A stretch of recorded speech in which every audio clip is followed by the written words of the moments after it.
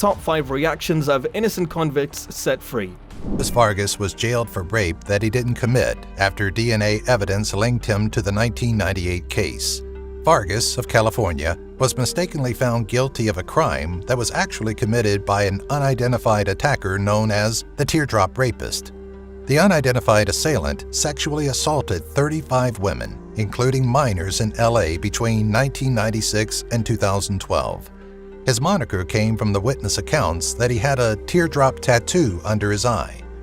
In 1999, Vargas was sentenced to 55 years in prison for 3 counts of sexual assault. All 3 victims identified Vargas as the attacker because he had the same teardrop tattoo. A sentence of 16 years in jail for rape, after DNA evidence connected him to the 1998 crime. Luis Vargas was sentenced to prison for a rape that he did not commit. Vargas of California was erroneously found guilty of a crime that had really been perpetrated by the teardrop rapist, an unarmed assailant. Between 1996 and 2012, an unnamed attacker sexually attacked 35 women in Los Angeles, including kids. A witness said his nickname was given to him because of a tattoo of a teardrop in his eye. Vargas received a 55-year prison term in 1999 for an identical offense because he shared the same tattoo. Vargas approached the California Innocence Project after getting many denials. They retested and discovered Vargas was innocent. In 2015, he was released for free.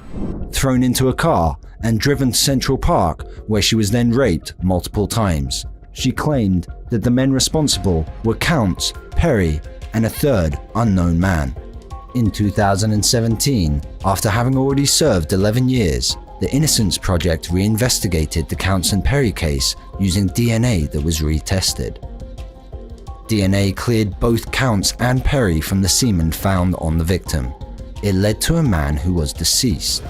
Weird, right? So why would the victim make up such a heinous story and send 2 innocent men to jail? The answer will get your blood boiling. The complainant now admits that her boyfriend forced her to lie and falsely claim these men sexually assaulted her. Van Dyke Perry, age 21, was assaulted in front of her Queens home, dragged into a car, and taken to Central Park, where she was repeatedly beaten. Perry was sentenced to life in prison for the crime she committed. She asserted that in 2017, after serving 11 years in prison, Harry and a third unidentified guy will be added to the list of those responsible. Using retested DNA, we looked at the numbers and Perry cases. Perry was removed from the scene and the victim's DNA disproved the counts. It brought them to a dead man. Right. Strange. Why then would the victim fabricate such a horrible tale and imprison 2 innocent men?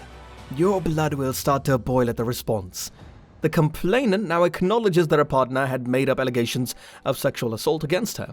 Her partner was attempting to avoid owing these 2 men money. Clemente Aguirre was released from death row after spending 14 years in prison for a crime he was uninvolved in. He became the 21st person in the United States to be released from death row due to a wrongful conviction. Back in 2006, Clemente found his neighbor and her mother had lost their lives due to foul play. He didn't report this crime to the police, fearing that him showing up at the crime scene would cause him to be deported back to Honduras. Because of this, he lied to investigators and claimed he had no idea that his neighbors had lost their lives. While this lie is punishable by law, Clemente never expected that he would be pinned for the crime. Clemente Aguirre became the 21st person in the United States to be freed from death row as a result of a mistaken conviction after serving 14 years in prison for a crime he was not a part of.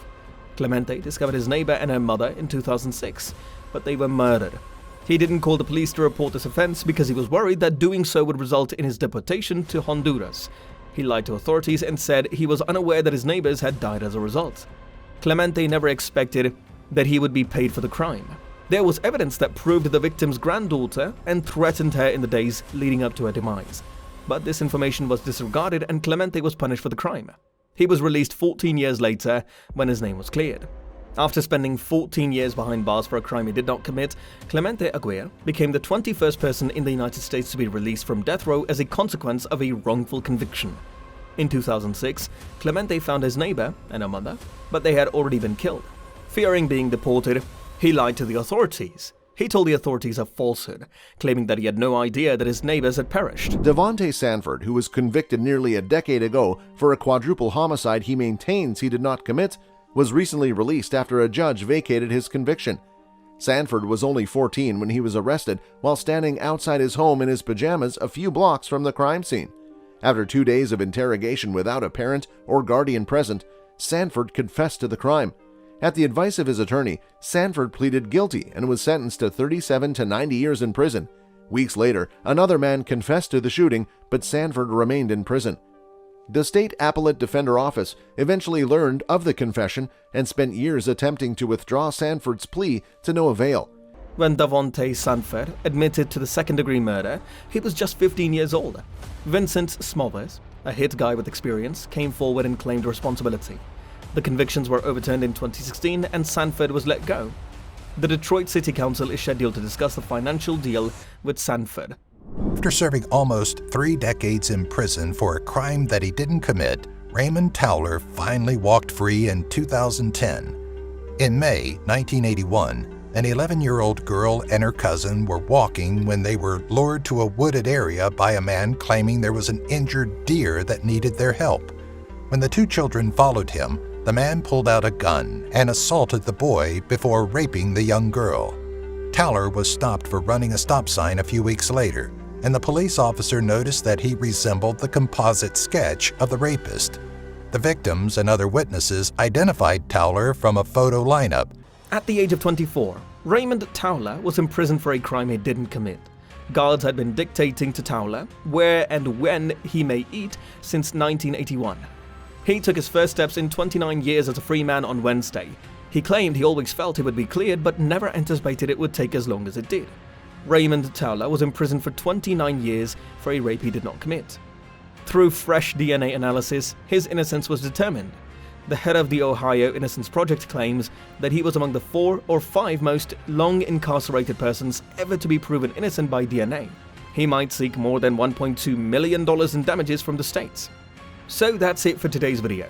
Hope you liked the video. Don't forget to subscribe to the channel for more such videos.